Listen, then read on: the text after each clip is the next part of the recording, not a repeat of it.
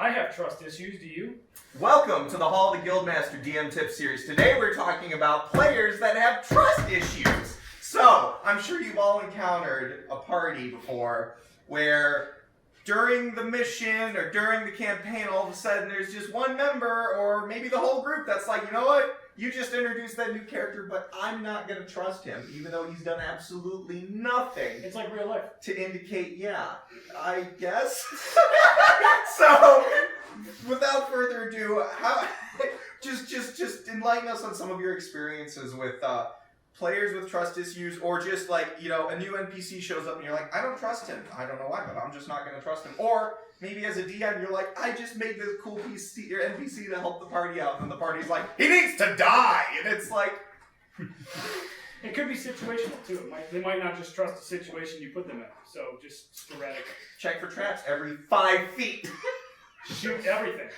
Perception check every 2 Attack seconds. everything. Attack everything, yeah. That was how I remember that's how we started. Like every time you would be like, oh, there's someone so many feet away.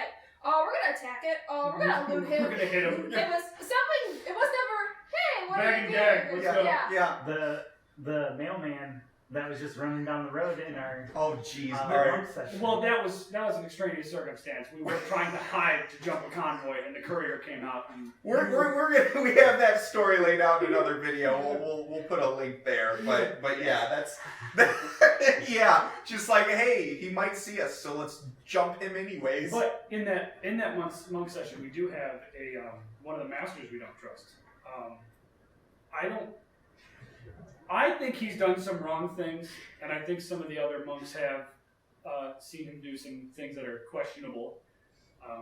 But I don't think he's intentionally a bad guy. I think we've made him a bad guy. Yeah. See, that's one of the fun things, and this is sort of happening with this session, but sort of not, because I haven't made up my mind yet. But there was one of my areas for a campaign, there was an NPC which I could not decide from session to session if he was going to be a good guy or a bad guy. So he kept flipping between the sessions, so the party didn't know what the heck to do with him, because I didn't know what the heck to do with him, which was perfect. So yeah, you could have a character where you're like, you're not really sure what to do with them, and then the party starts thinking they're shady, and it's like, how can I play them off where maybe they're doing shady things, but at the same time, they're not actually a shady character, and you just really, really mess with their heads, because sometimes the party makes a character into something without your intention. You're like, cool.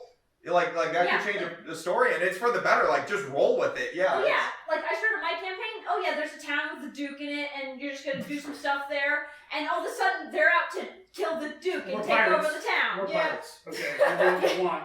We just follow the captain's orders. And He's the captain. Rupert Randolph the Third. Yeah. I feel like 90% of the time, people just don't trust the DM. I mean, Yes. That's really what it is. I mean, when you're in combat and you get messed around a couple times, maybe a couple sessions in a row, every NPC you meet, you're just going to be... Yeah. Suspicious and not trustworthy. Although that actually brings up a really good point of, as a DM dealing with players, there is a type of player that I've dealt with in the past that they have trust issues in real life, which translates into their character. And so it's difficult because it's almost like some circumstances they won't trust you as the DM to deal with their character, right. And it can cause some really serious issues.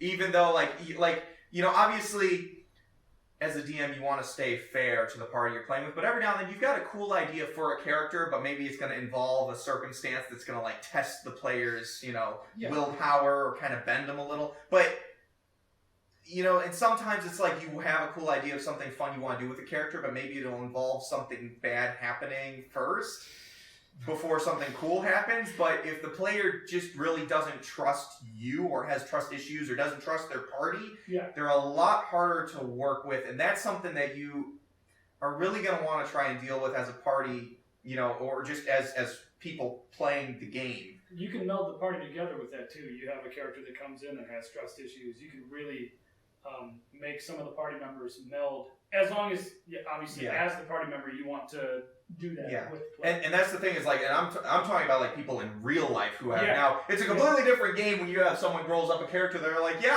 I've never met anybody, so I've got trust issues. Right. You could really create a fun dynamic character with that, who they slowly start trusting. Maybe they start trusting someone in the party, and then that person in the party dies, and it's like, what do I do with my life now? You Or know? backstab them. So, Or oh had that before. yeah, Had that before. I got on a boat twice. oh man. Yes, that shit was It is messed up what at it the is. beginning. Yeah. Eh.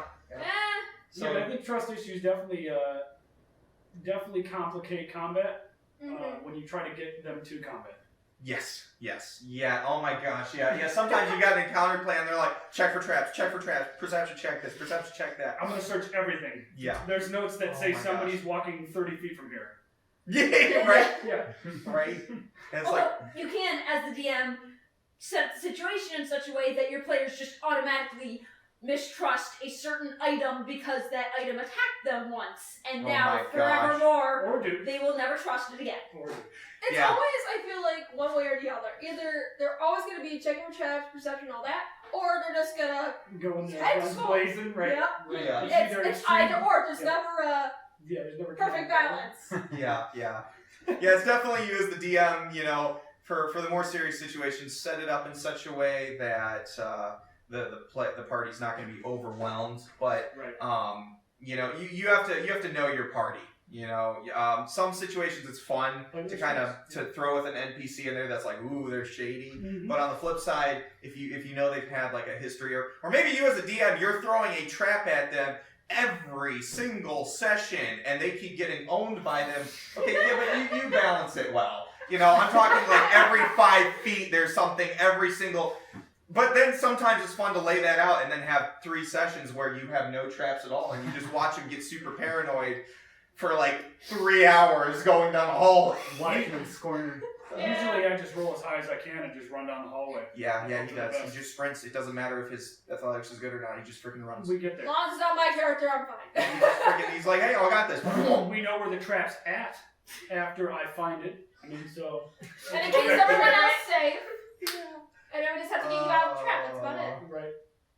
The efficient martyr. As long as I'm alive. I almost fell down a 50-foot pit, but we did catch that one. So. Thankfully. Yeah. Yeah. In either case, do you guys have any other final thoughts on No. trust issues with players or with